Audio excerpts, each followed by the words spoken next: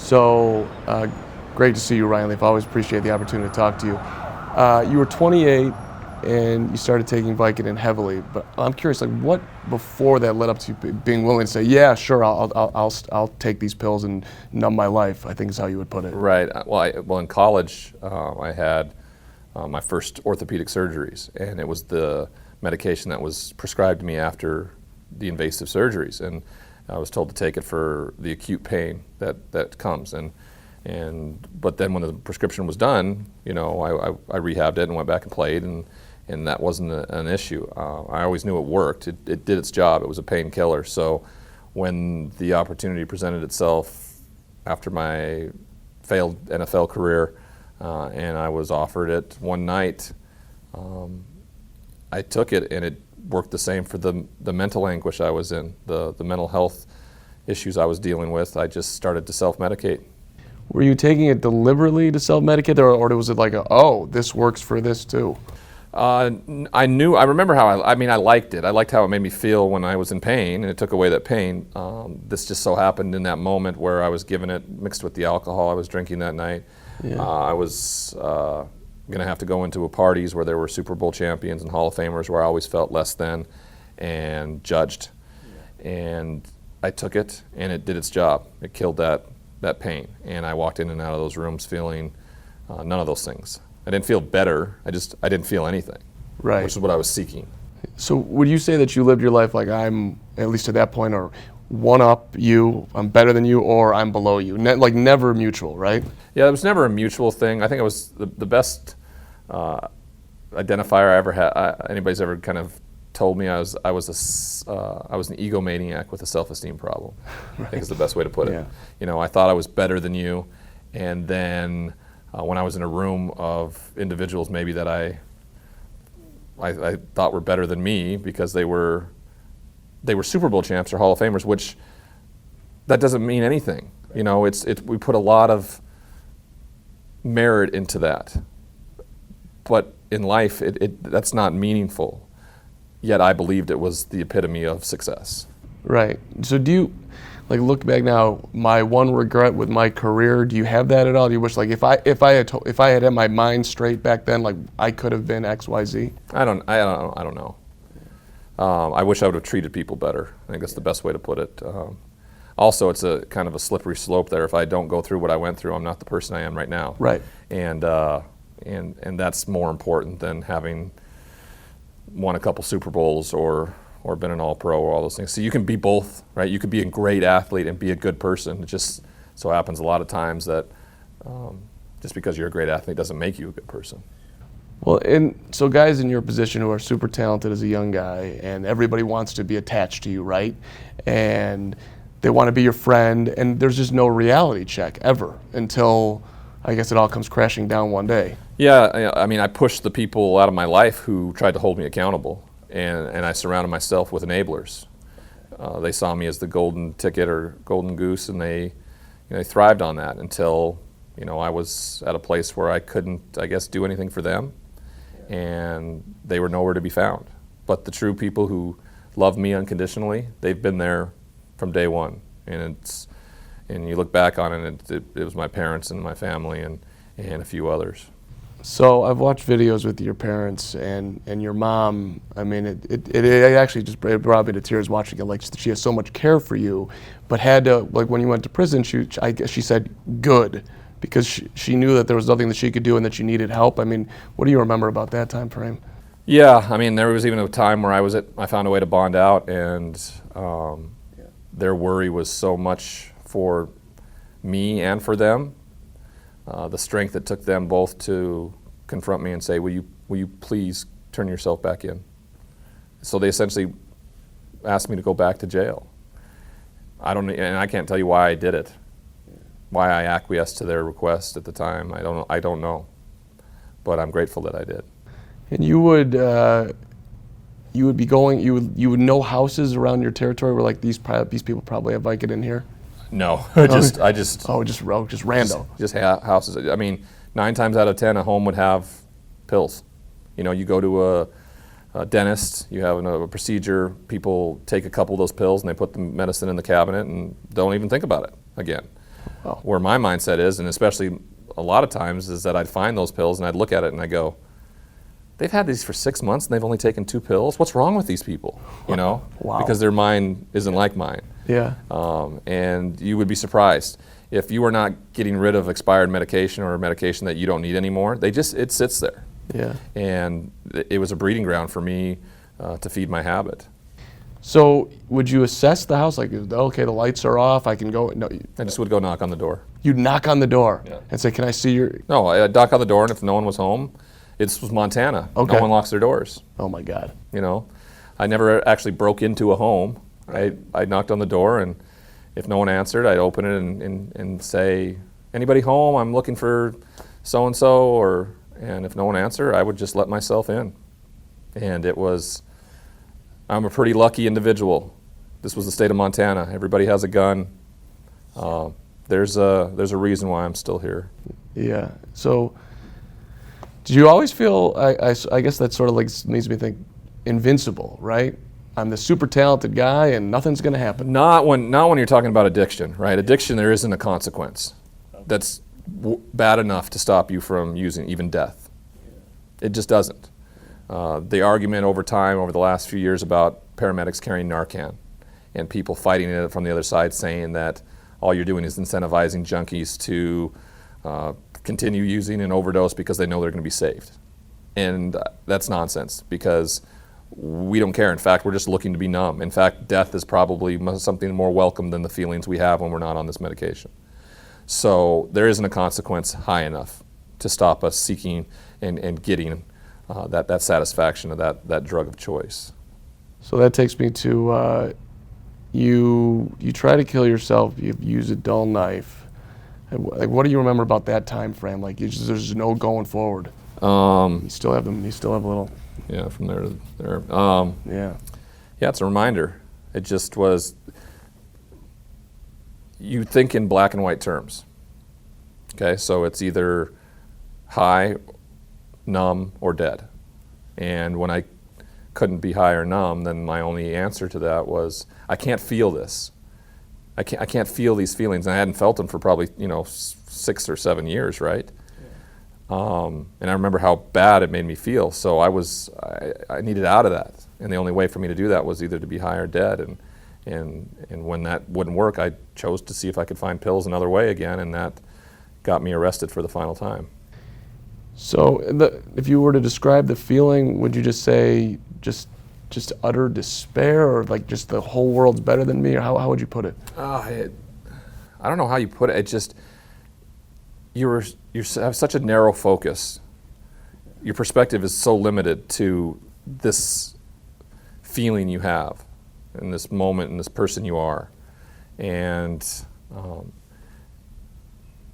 it seems like the end of the world, and you don't see anything else going on around there. You don't see the plight of anybody else's. You don't see the hardships for anything else. You just see yours, and you think it's the worst thing that could possibly be there. And because you only know one answer, and you have to seek that. And if you can't find it, the only other answer you have is to be dead. And that's why we see so many suicides wrapped around this, or even what they call accidental overdoses, though there are overdoses in a way where they're trying to not feel anything, and that's why it's so rampant.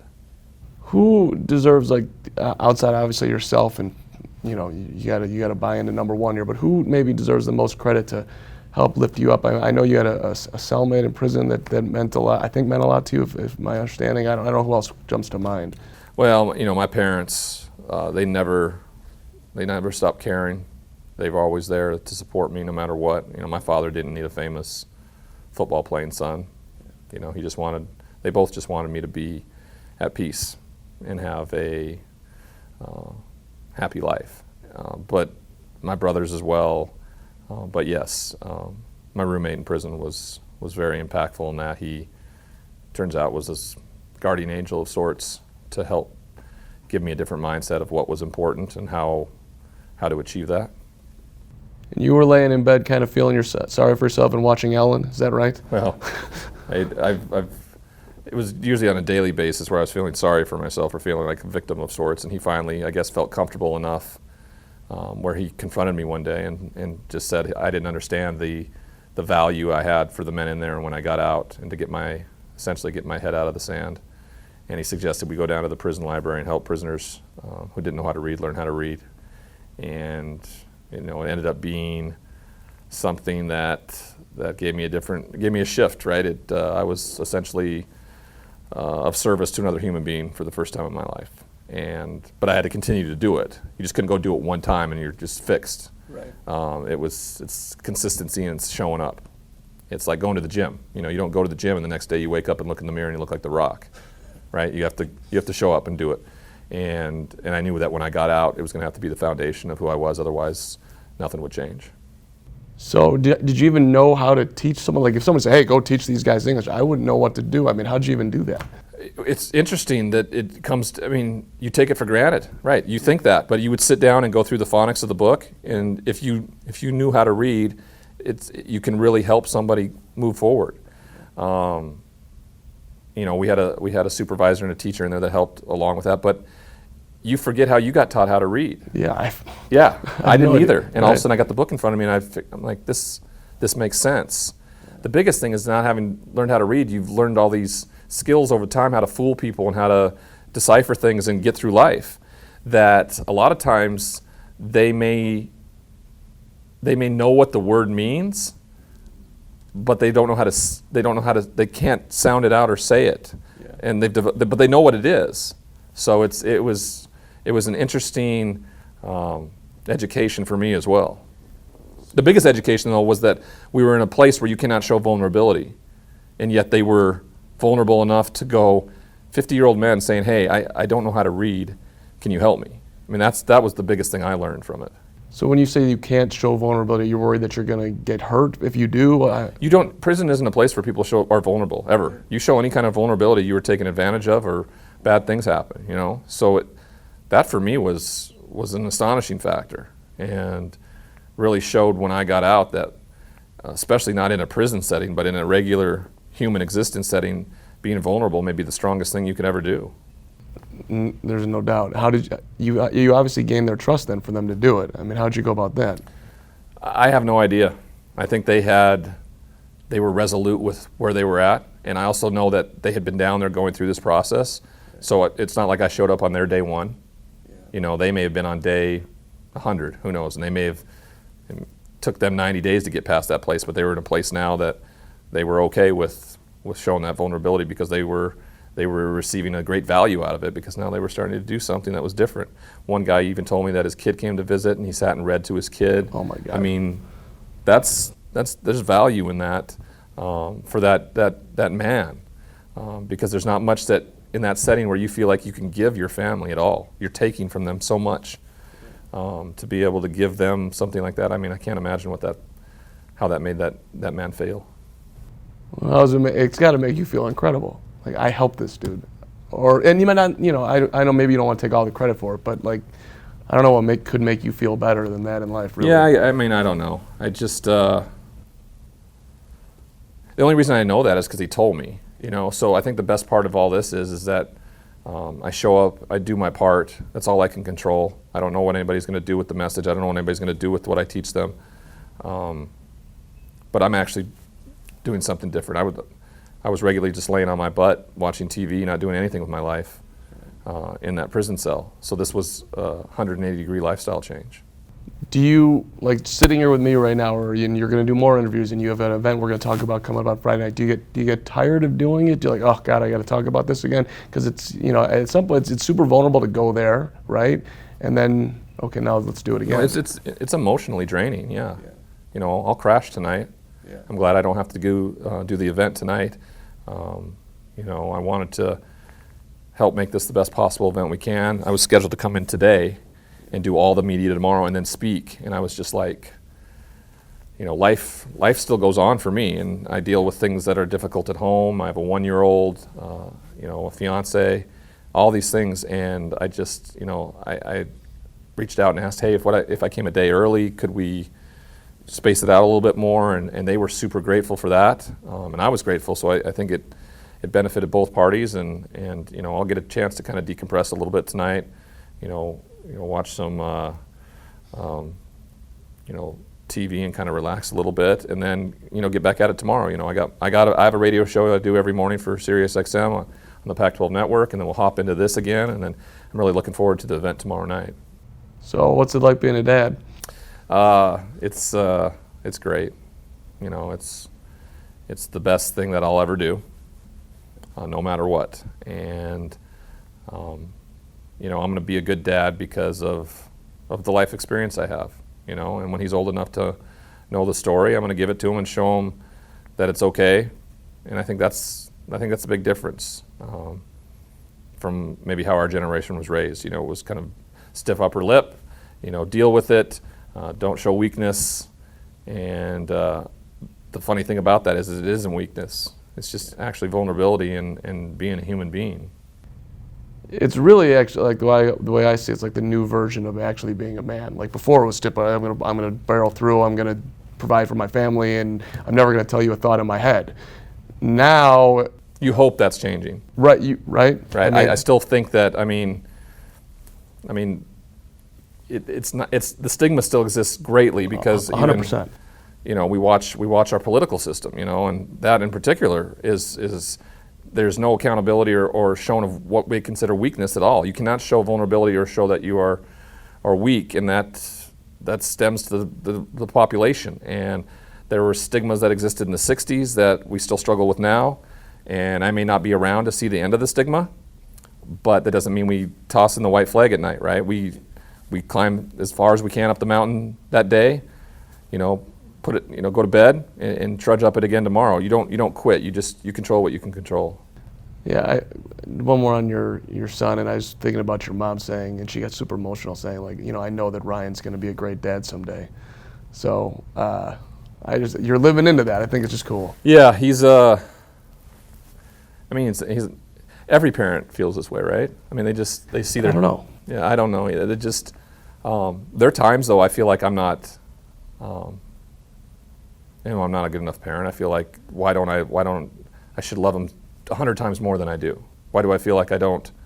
You know, it's just, I think that's just human nature. You see yourself as less than sometimes, and you have to, you know, be okay with that. Right. Well, he's going to do things that are going to annoy you. You're a human being. Oh, I don't think that's not going to be the issue. I think for me, it's like, am I away from him too much? Oh, I see. You know, am I, am I not spending enough time with him?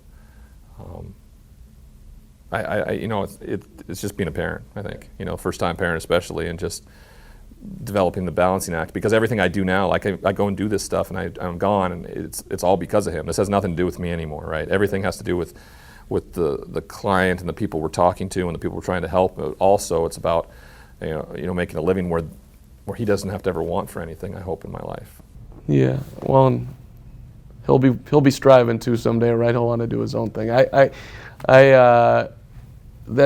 Do you feel like after you have a talk, and you were saying after, you know, that you want to relax and then go into it, but do you feel nourished after when people coming up to you? Do you feel like, does it give you strength? I mean, I think so. I also feel uncomfortable because I feel like any of those people that come up and talk to me could go up and give the speech, and I would be just as impacted by them because I really have developed this belief that we are all, every single one of us are flawed human beings trying to be better, regardless of what I did or how unique people think my story is. It's not any more important or less important than anybody else's. It just happened to play out in front of so many people. And I think that gives it the uniqueness to allows me to step up and have a platform that those people who maybe not before would have come up and said anything now feel comfortable coming up and saying something. So yes, there's validation in that, but it's also, I have to be very aware of how that affects my ego and me too. Well, I mean, I just think everybody, first of all, you're the number 2 overall pick in the NFL draft. There's not a lot of guys who can have that and have your journey that people know.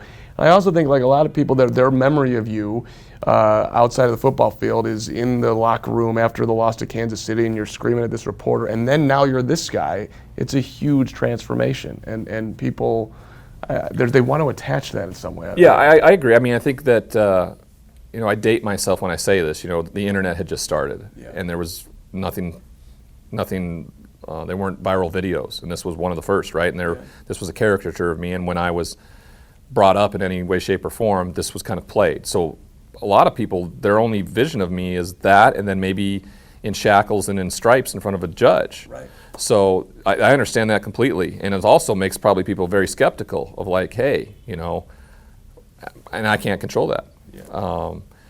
I can just do what I continue to do, but I understand that part, because there is I said it before, this is a 180-degree lifestyle change. I'm a different person because of what I went through, and because of, I never felt like I never thought I'd be able to like stand in front of a group full of people or talk to somebody and say, hey, you know, I'm grateful for having spent 32 months in prison. Yeah. I don't recommend it either, but you know, I'm grateful for it. Yeah. The kid in the video, I mean, I just see a guy who wanted the fame and the money and all that came with it, but you just didn't, at that point in time, you didn't want the responsibility. And I see somebody right now who's, I mean, like, you're leaping in all this responsibility. Yeah, I didn't want the responsibility of having to deal with anybody else. I just wanted to play football, you know, right. And I wanted the cool stuff that came with it. Right. And I didn't want the responsibility part of it. Yeah, that's a good point. I could have done without the media, but I still wanted the attention, but just not, I don't need the criticism, just I need the praise and leave me alone, all right? Right. And so that makes sense. Yeah, that's kind of how I built my life that way, you know. And I hadn't failed, so you know, people could have been critical, but I was winning, and that was good enough for me. I mean, you were in the spotlight, but I think like most people can relate to that. I want to be the most successful lawyer or an athlete or whatever, but you don't want to do the daily work to get there. You know. I didn't mind the work. I didn't mind what the things that came with it, right? Like, yeah. I didn't mind going to the office. I didn't mind lifting the weights. I didn't mind watching the film. I didn't mind doing all the work. I minded the critique and the criticism, and what other people thought of me was a lot of my business. Yeah. Well, the hat here, Focused Intensity Foundation. I have it written down. I should have it memorized. But so this is obviously super important to you. It is. It's a cool ass hat too. I like it. It is a good hat. Yeah. It's a sweet hat. A friend of mine helped with the logo, so I kind of liked it. It was something started before I got in trouble, actually. Okay. And when I went to prison, my dad kept it going because he knew that someday his son would be healthy enough to do the right thing. And he was the biggest donor for so long, because to keep it open with the IRS and with the lawyers' fees and everything for those, 3.5, 4 years I was locked away. And when I got out, the only way I was able to seek help and get treatment was because of the grants that were available to me from the NFL. And otherwise I wouldn't have been able to seek treatment. So I don't want anybody ever who wants to change their life and get help not be able to get it because they can't afford it, and that's exactly what Above and Beyond does. Well, what's the type of response you get from NFL guys? Because I mean, I do radio shows with guys, and they're dug into the old mindset, and then there's others that are sort of in the middle. And how do you feel received? Well, I think the enlightened ones I have good relationships with. I think the ones you talk about are still stuck in the identity of me being a strong football player is, we don't have a relationship, right. And that's okay. My job isn't to, or my hope isn't to be accepted by everybody. My hope is just to do the next right thing, and hopefully, ultimately, we all get to the same place where we're stuck in the identity of this football player, and that's long past us. And we have to transition into human life.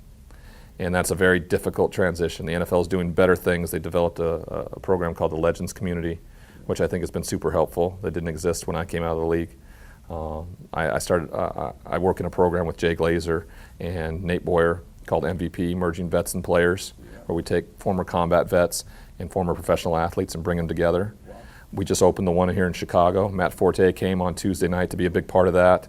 Kyle Long is a current player that's been helping with it, but Jay has just been a huge influence for me. It's allowed me to get into the broadcasting side of things too. He's just been a huge support for one another, I think. So we just look at different ways we can be of service, and that's the foundation of what we do. Yeah, let's wrap up with this one. We got Above and Beyond, the Family Recovery Center, which is why you're in Chicago. Free treatment for behavioral health and life skills, a counseling center. Why'd you want to support it? Well, anything that does something similar to what I do, if our values and if our values match up, I want to be a support of, because I think that goes a long way in changing the stigma that this is a disease and there needs to be a way to combat it. And when you have a facility that is a non-for-profit, one that isn't engaging in the business of taking money and insurance from vendors to not necessarily actually help people, but rather do it as a profitable business. But I think that's huge. It matches up with my foundation, and if you can develop relationships. And like I said before, you don't wave the white flag every single night if it doesn't pan out for you that day. And when there are events like this is a perfect example of a community and an organization that are trying to come together and trying to be a part of the solution.